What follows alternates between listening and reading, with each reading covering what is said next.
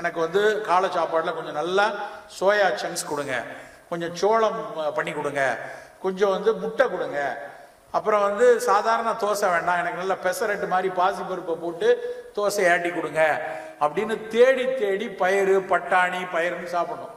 அப்படி சாப்பிட்டாதான் அந்த புரதம் வந்து உங்களுக்கு ஏதாவது ஒரு வகையில் மிகப்பெரிய அளவாக கொண்டு வர முடியும். நீங்கள்லாம் டிவியில் பார்க்குற மாதிரி காம்ப்ளானை வாங்கி ஒரு டம்ளார் குடிச்ச உடனே கடகடன் இப்படி வளர்ந்துடலாம்னு நினச்சிங்கன்னா அது முட்டாத்தனம். நிறைய பேர் பக்கெட்லேயே கலந்து குளிக்கிறானுங்க, ஆனாலும் அவன் வளர மாட்டாங்கிறான். வளருகிறது உயரம் வளருகிறது அவங்க அப்பா அம்மா மாமா தாத்தா அவங்கெல்லாம் என்ன உயரம் இருக்குமோ அந்த உயரமோ இல்லை அதை விட ஒரு 1/2 இன்ச்சு கூடலாம். காம்ப்ளான் குடிச்ச உடனே சர்றெல்லாம் வளர்ந்துட மாட்டோம்.